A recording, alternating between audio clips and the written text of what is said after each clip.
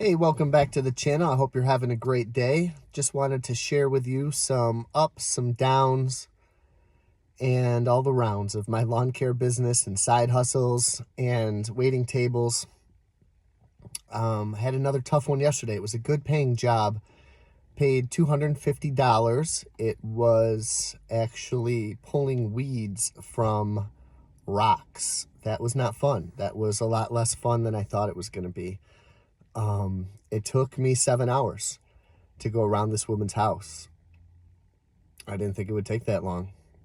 Every muscle in my body hurts, even like the muscles between my fingers. I'm going to go inside and do a really, really good stretch of my neck and my low back and my hamstrings and my knees. I'm the type of person who has a lot of body pain and neuropathy in my feet, but I still try to push through. But boy, it just about gave way at the end of 7 hours yesterday. I got in the shower and I was like, and I think almost a tear came down my eyes. I was ready to let one go. I cried in 2017 when my buddy passed. I cried a few times when Kobe died, and it was a tear sneaking out yesterday. It was a freaking beatdown, but the 250 was nice. I'm trying to get in the plus margin of paying off my $1,000 trailer and some equipment, gas. I bought 6 shirts. It was a 6-shirt minimum. My plan is to wear those while I'm doing my other side hustle of like shopping, in the stores and Instacart and Walmart Spark deliveries, Uber Eats, all that stuff, so I can have my lawn service and the phone number and strike up some conversations while I'm out in public. I can basically be a walking billboard, for better or worse. So that was hard. That was a hard one. Another hard one I don't think I told you guys was the first lawn I ever did. I set up, I went public on my Facebook and changed my profile picture, and it got like 13 shares, whatever. And this guy called me and said, "Can you handle 2 acres?" And I did it. I think I might have mentioned this on the last video. That took me 2 days and 6 hours. That was a hard one. I have 2 regular ones. My neighbors, you might be able to see right there. I mow that lawn and a little bit of the side for $40. I have this other small one for $35. I'm doing one tomorrow that is it's on the lake. It's mowing up by the busy road, and then there's a big embankment that I weed whack and a few other parts. That takes me like an hour and a half. But the first time it took me like 3 hours, and I was making like $10 an hour. But I'm getting there. I did a lawn on Monday, $150. I walked it. It took me a little over an hour. This woman was like, "Help me, my John Deere rider broke. I'll pay you whatever." So I looked it up in my calculator, and it was $80, and I told her I had to push more, and she's like, "No, it's super long." She's like, "Just do the front." So then I text her, I'm like, "I'm happy to do the back." And she's like, "Okay, what's the price now?" And I go, "Still 80. And she tipped me 70. So 150 plus the 250 I made yesterday. What's that? 4. I'm gonna mow this lawn tomorrow or Saturday for 40, and then I got that other weed whacking one kinda.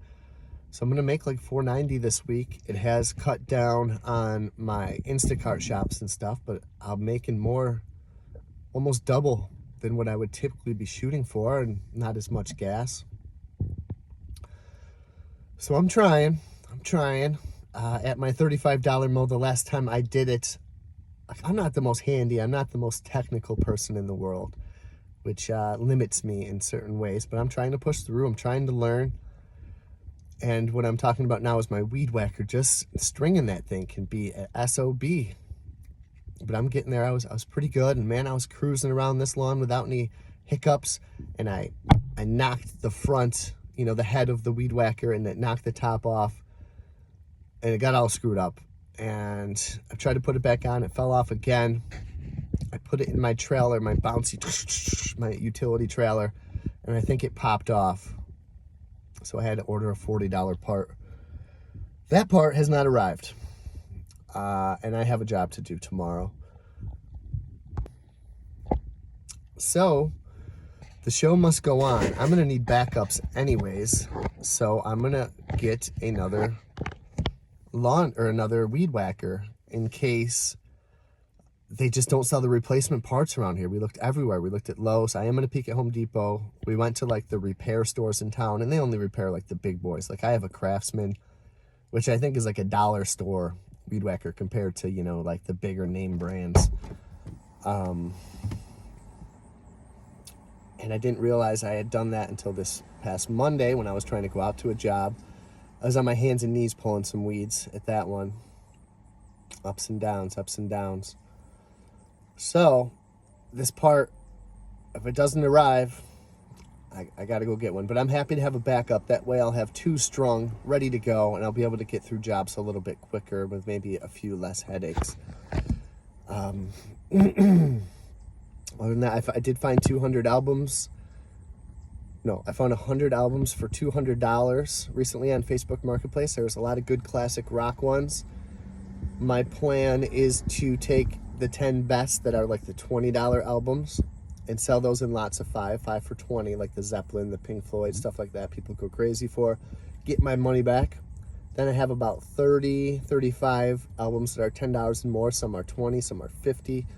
Some are 10, you know, so I'll grind those out for a few hundred. Then the other 60 or so, 50, I'll just lot up and try to make, you know, $50 off them at least, maybe 100.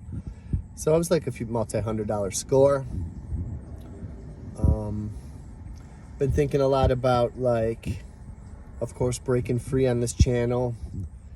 If you have a side hustle, if you're doing something that you do not enjoy, to break free from it, to have the best day ever, especially if that is work. And I'm a waiter. That's my main gig, and I really like it. I really do. I love waiting on tables. I love waiting on customers.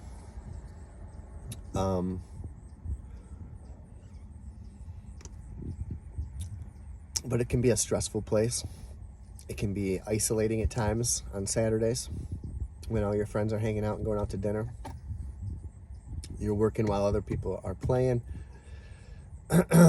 And my heart really longs to be on my own, to just be mowing and to just be flipping and to just be Instacart gigging and stuff like that. I think I could make the same amount of money, even if it was a touch less. The goal is to do what makes you happy and live within the means that provides.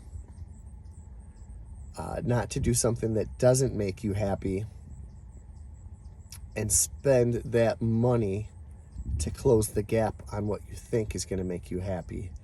Whether that is stuff, whether that's high thrill experiences, whether that is drugs, alcohol, cigarettes, whatever it might be. You know, there's moderation with most things, but a lot of us waste that money on things that we think are going to make us happy, where if we could do something that truly makes us happy, we wouldn't need to waste on all that stuff.